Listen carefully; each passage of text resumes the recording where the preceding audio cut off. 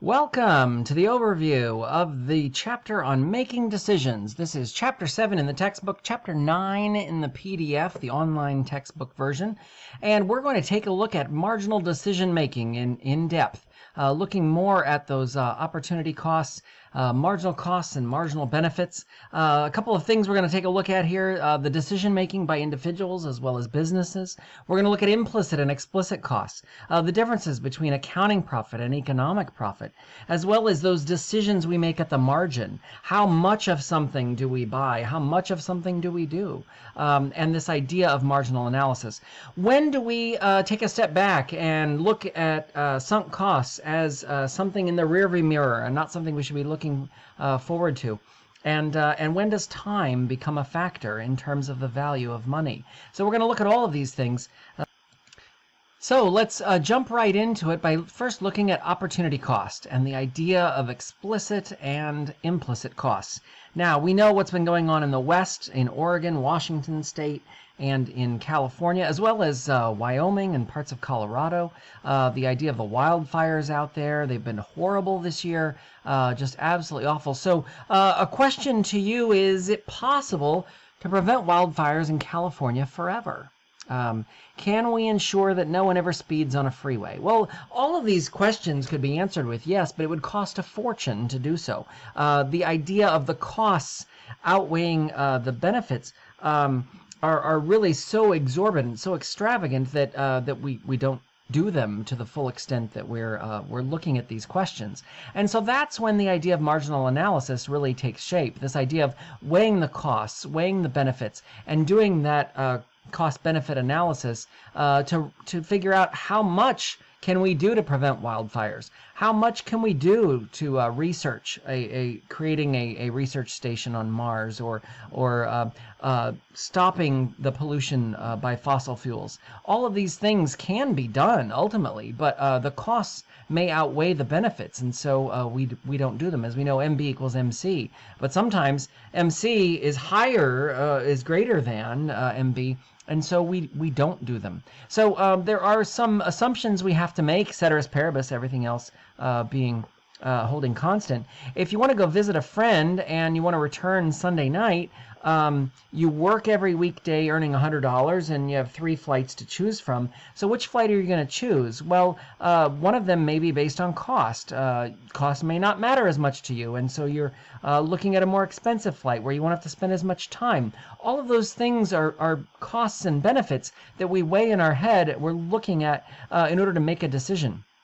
And that's the importance of decision making and this idea of marginal analysis, of weighing the costs and the benefits. There are trade-offs to those decisions, and all of those decisions have different types of trade-offs. We know the alternatives that we're giving up when we're making a choice. And we know that when we narrow it down to those 2 best options, our opportunity cost is the opportunity lost. What are we giving up in order to make the choice that we have? When it comes down to the top 2 options, the opportunity cost is that second place choice.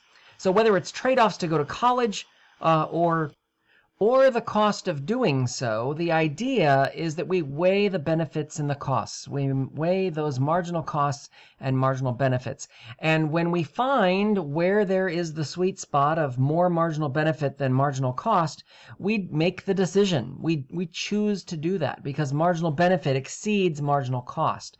And so that's where we would continue. We would make the choice to do something where MB is greater than MC. And we would continue to do it until MB equals MC, and then we would stop, because if we don't, then marginal cost will exceed marginal benefit and we will derive less utility or less benefit from it as a result. So explicit costs and implicit costs then can be narrowed down to this. Explicit costs are things we're paying for, things we're actually physically paying for out of our pocket. You're going to a movie, you're going to pay for that. Versus an implicit cost, something you may be giving up in order to get the choice of going to the movies.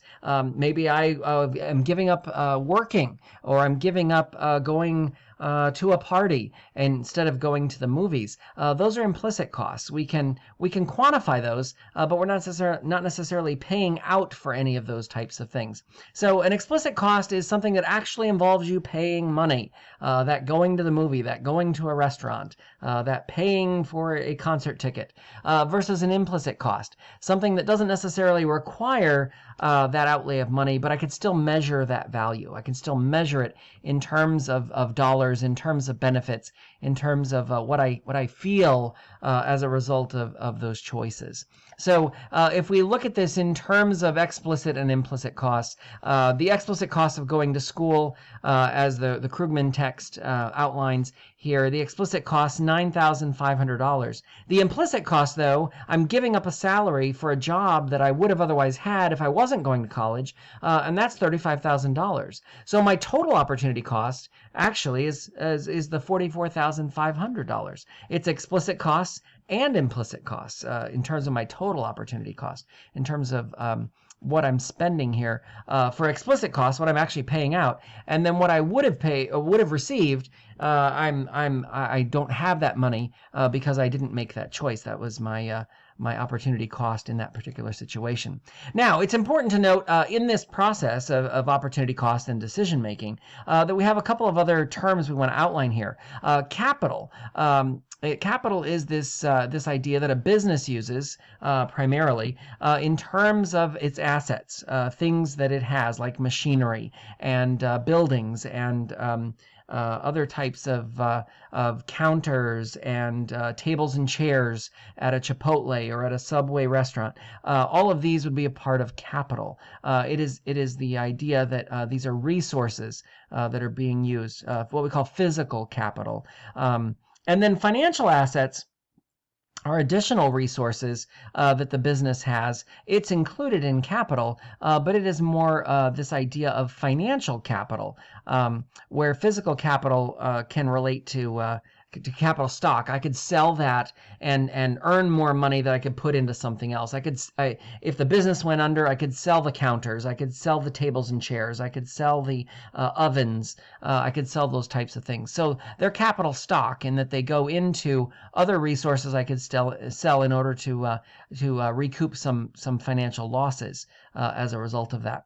But financial assets would be that financial capital we're referring to there. Now, looking at the implicit cost of capital then, again, these ideas of foregoing particular resources in order to get things in return, that's the opportunity cost, okay? So if I wasn't starting this business, I would have had the money in the bank, and that $100,000 I had in the bank would earn 3% interest. I would have earned about $3,000 off of that $100,000 in the time that I've put this money into this new restaurant, into this business. So that is my implicit cost of capital, the resources that I had available to me. And that is my implicit cost there. Now, a couple of other terms that we want to talk about here too, because implicit cost versus explicit cost, you definitely want to know the difference between the two.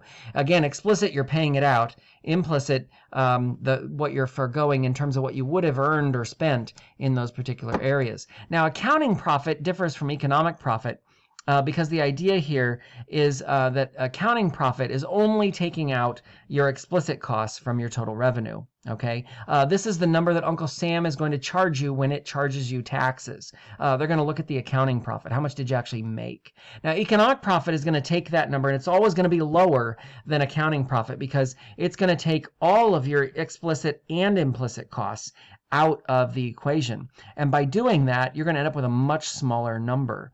So by taking essentially your total revenue, taking out your explicit costs, that gives you the accounting profit. And then taking out your implicit costs too, you're going to end up with an economic profit that is usually probably as close to zero or a negative number because you're going to take out all those implicit costs, which are things that you didn't even spend, but things that you gave up in order to do in order to create the business. So economic profit is always going to be much smaller than accounting profit. Accounting profit's always going to be greater than economic profit because you're only taking out explicit costs. Economic profit's always going to be smaller because you're taking out explicit and implicit costs. So big difference there. And then looking at this idea of economic profit, again, total revenue minus the explicit and implicit cost is going to get you that economic profit. So either way you get there, but the idea is the same. This is going to take you through the idea of economic profit, which is always going to be a much smaller number than accounting profit would be. So for the example used by the Krugman text of Kathy's Copy Shop, you can see here she had revenues of $100,000, some explicit costs though, $60,000, and then depreciation, which she could take off on her taxes. And for the most part, ceteris paribus, we're not usually using those, but in this case, we would see an accounting profit of $35,000. Now, that's her explicit costs that lead her to accounting profit. Now, implicit costs would include she could have been a manager in at another business and earning $34,000. She could have earned capital on the money, that 3% on $100,000. So her economic profit, as I mentioned, could be a negative number, and in this case it is because again, she's taking out explicit and implicit costs from her revenue in order to get her economic profit, and this is a much smaller number than the accounting profit that we see here. So that's the best way to really differentiate between accounting and economic profit. Now, remember, she's making decisions at the margin. This idea of how many days before we do laundry, or how many restaurant tables and chairs am I going to buy? How many ovens do I really need? And I'm going to make those decisions at the margin in terms of I'm going to order what I need. And if I need two ovens, I'm going to order 2 ovens. If I need 2 counters in order to make the sandwiches or the burritos or whatever the case may be, I'm going to make that decision at the margin in terms of how much. But marginal analysis also involves either or decisions. Do I have the nachos or the sandwich? Do I study or do I go party? Do I run my own business or do I work for someone else? All of these are marginal decisions that we make. And we use marginal analysis, this weighing costs and benefits, in order to make these decisions in looking at this. So marginal analysis is this idea we're making it at the margin. We're doing it at the edge. In terms of making a decision here. So if I decide to go to the mall, there are costs associated with that. I go to the mall instead of studying for the test, I may not do as well on the test. That is an implicit cost, an opportunity cost that I'm giving up in terms of studying. And that is I may meet my friends and have a really good time, and so the marginal benefit is there in terms of being able to socialize. But again, the opportunity cost of not studying may lead to a poor grade on the test, which leads to getting grounded and not being able to go out with my friends in future instances. So all of this kind of thing really does lead to this idea of weighing the decision making in terms of marginal benefits and marginal costs. We do this all the time with pizza. How many pieces am I going to eat? Boy, that looks delicious. I'm going to eat a slice of that. Oh, I want another. Oh, and another. Oh, and maybe another. I'm going to weigh the costs and benefits as I'm eating as to whether I want another slice. And so I'm making this decision at the margin in terms of one more slice. No, one more slice. No, one more slice. And I'm making that decision at the margin. And the reason for that is because if I'm buying those slices, I'm not going to say, oh, I'm going to eat the whole pizza and I just start eating. I'm doing it little by little, piece by piece. And that's the important thing here. Now, how do I know where my sweet spot is in terms of I've had enough? And that's a really great question. Each slice of pizza is going to give me less and less benefit or utility. And we'll talk more about this in the next chapter where we kind of weigh this idea of utility, one of my favorite chapters. But the idea here is a marginal benefit is very much like a demand curve. As you eat more of it, you need less of it. And so the more you eat, the less you need, the more benefit you derive from each piece.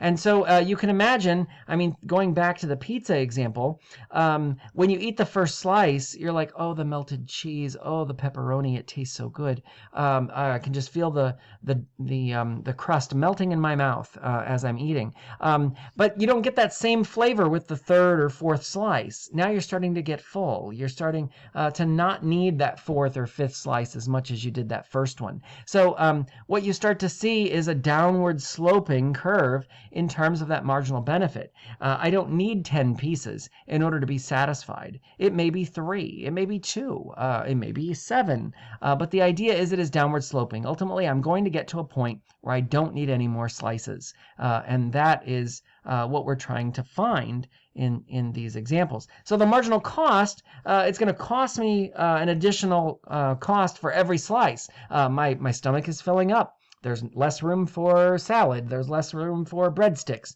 or garlic knots or whatever the case may be.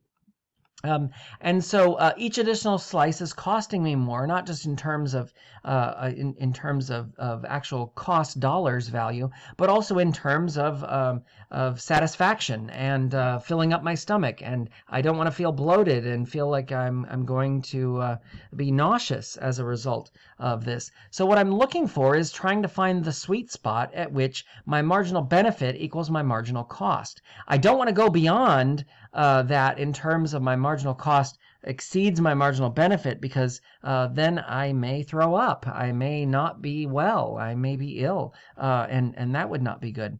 So why is 5 slices optimal? I would say that's a lot of slices, but for many of you, I'm sure that's probably not even enough slices. But the idea there is if I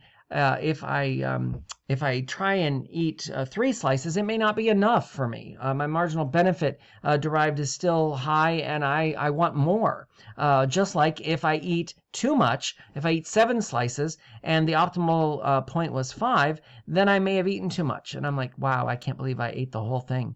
How did I do that? And so really, this is marginal analysis. We do this all the time with food in terms of trying to find that sweet spot where marginal benefit equals marginal cost. Not always the easiest thing to do, but the idea is the same, that we're seeking out where that marginal benefit equals that marginal cost. So let's switch from pizza to lawn mowing, okay?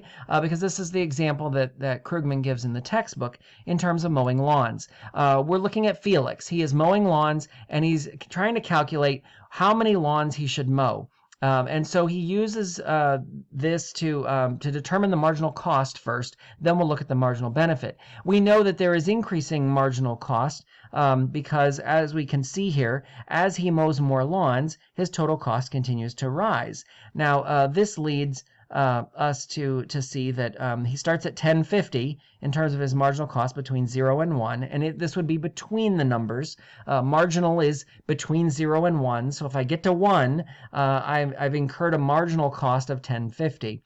When I get to 2, the difference between 1 and 2 is 11.25. You can see that the cost again is increasing. Increasing marginal cost here is leading to, as I mow more lawns, it's costing Felix more money in terms of his marginal cost. The question is, how many lawns should he mow to find where MB is as close to meeting MC as possible? So we can graph it by seeing that the marginal cost curve, much like the supply curve, is upward sloping, and we're trying to find where the marginal benefit may intersect with this marginal cost in terms of his lawn mowing. Remember, each additional unit is going to cost him more money. So the more lawns he mows, just to say I've got enough time to mow 10 lawns doesn't mean he should, because again, we're looking for the place where marginal cost equals marginal benefit. So if we look over at the benefits then, the marginal benefit side is looking at this in terms of from 0 to 1, he's going to derive a benefit of $35 for mowing these lawns. Now, as the lawns are being mowed, his benefit is actually decreasing. His decreasing marginal benefit. He's deriving less pleasure or less benefit from mowing each lawn. And we can see this going from 35 to 30, then to 26. Now, what he's charging in terms of totals is continuing to rise, but he's deriving less benefit from each lawn mowing, which tells us that this is a downward sloping curve. much like the demand curve we talked about before. So this is leading to decreased marginal benefit. The idea that as he mows more lawns, he's deriving less and less benefit from each additional lawn that is being mowed. So what we need to do then, and this is the downward sloping marginal benefit curve that we see here, what we need to do is find the sweet spot where Felix derives marginal cost and marginal benefit that is equal. And so we're looking for this sweet spot in terms of this MC equals MB. And so what we do is we look at the marginal benefit, we look at the marginal cost, and we try and find the place where marginal cost equals marginal benefit, and it's still a positive number in terms of the net gain. So if we take $10.50 from $35, we see that the net gain is $24.50. And you can continue to do these calculations until you get to $3. And then all of a sudden, when you get to 6 lawns mowed, all of a sudden the net gain is actually negative. It's actually $1.75, which tells us that his costs have exceeded his benefits. He should not have gone this far. He should have stopped before he got to this point. And so that's what we see here. Remember, marginal cost should equal marginal benefit, but marginal cost at no time should exceed marginal benefit. Marginal benefit is greater than marginal cost. You continue doing it until marginal benefit equals marginal cost. And as we get to looking at marginal revenue, it's essentially the same as marginal benefit. So businesses look at this in terms of it's marginal revenue that is their marginal benefit. It's exactly the same thing. So marginal cost equals marginal revenue, and that's what businesses look at to determine, should we sell one more burrito? Should we open up one more restaurant? Should we hire one more worker? We're looking at the marginal cost of doing that and the marginal revenue that would result from that hiring or that opening of an additional store. So going back to the Felix example, we would stop here at 5 because to go any further would lead to a marginal cost that is greater than the marginal benefit. And so by taking that information then and then looking at it on the graph that we looked at before that were separate, we can see the optimal quantity, which is the idea of where marginal cost and marginal benefit meet, where they intersect, essentially is at 5 lawns being mowed. To go any further, he would have cost exceeding marginal benefit. To stop before you get to 5, his marginal benefit would exceed his marginal cost. He could actually make more money. But when you get to 5, that is where he is essentially maximizing his profitability. And in doing so, he would mow 5 lawns and no more. So, a couple of other things to mention. We are not on a sinking ship, but we do want to talk for a moment about the idea of sunk costs. Sunk costs essentially are items that have happened to you or to your business, and you really should ignore them in terms of any future decisions that you're making. It is painful to look in the past and say, we experienced having to buy this pump for our business that cost us, $2,000 last year, but it's a sunk cost at this point. You've incurred it, you've paid it, you've moved on. Now you have to look forward. And so you should ignore that in terms of any decisions that you are making. And that's an important aspect that many businesses find a really hard time in looking beyond it. They get so caught up in sunk costs that many times it bogs them down, and one of the reasons why a lot of small businesses fail is because they're so focused on the rear view mirror, they're not focused on looking forward. And that's where sunk costs really do become a millstone around their neck, and they end up like this ship, a very much a sinking ship. The tugboat is out there trying to tow them in and fix it, obviously. But that's why when you're looking at taking future action, you should always look at the action that's in front of you, not looking at what was behind you in those terms. AC/DC Econ, Jacob Clifford has a really good one on this with GM that I think you'll love. You can click on the chapter notes down here in the corner to take a look at that video. The last concept that I want to cover here, in addition to sunk costs, is what we call the idea of the value of money over time. This is the concept of present value. Now, I will start with a AP exam alert. This is not a concept that is AP tested, but it is an important one from a personal financial literacy point of view, in that it's really hard for students to sometimes understand that a dollar today is valued more than a dollar tomorrow will be. And that is the idea of the time value of money, the idea that at present value, this dollar is worth more. We're going to have inflation that is going to be higher in the future, and we're going to have other costs associated with those dollars, other interests and other implicit costs that are involved in those. So we always look at money in terms of a dollar saved today is going to be worth more than a dollar saved tomorrow. And that's really a good example to use. Why is it that personal financial planners always tell people that they should start saving early and they should save as early as they can, at least put a little bit away? And this is the reason, because of the concept of present value. The idea here that if you're saving money today, it's worth more now than it's going to be in the future. And so that's why it's important to start early. Now, you can put that money to work for you, and that money can go into assets, financial assets that can help earn you more money. But the idea behind it is that dollar is worth more today than that dollar is ever going to be a year from now, or 10 years from now, or 20 years from now. Now, that dollar will be put in concert with other dollars that will work together to make you more money, and ultimately will help to contribute to your retirement fund or nest egg or whatever the case may be. But the idea there is that you're looking at it from the perspective that dollar is worth more today and always will be. Now, how do I realize this? You can use the present value formula, which down here is the R for the rate and N for the number of years that you're looking at. But again, you're not going to see an AP exam question on this, but it is important to note that when you're making decisions at the margin, how much money am I putting away? It's really important to start early and to do it now, because it's going to put that money to work for you. The earlier you can get to it, the more it's going to benefit you down the road. And that really is the driver of what we're looking at there. Okay, so to wrap it up, we have one key graph. It's a pretty simple one, and we've already kind of looked at the graph in whole and in part. We have an upward sloping marginal cost curve. We have a downward sloping marginal benefit curve. And the optimum quantity, what we see at Q here, is where they meet, at marginal cost equals marginal benefit. That is the optimal quantity that we should be producing or mowing or eating or whatever the case may be. To go beyond it would mean our marginal cost exceeds our marginal benefit.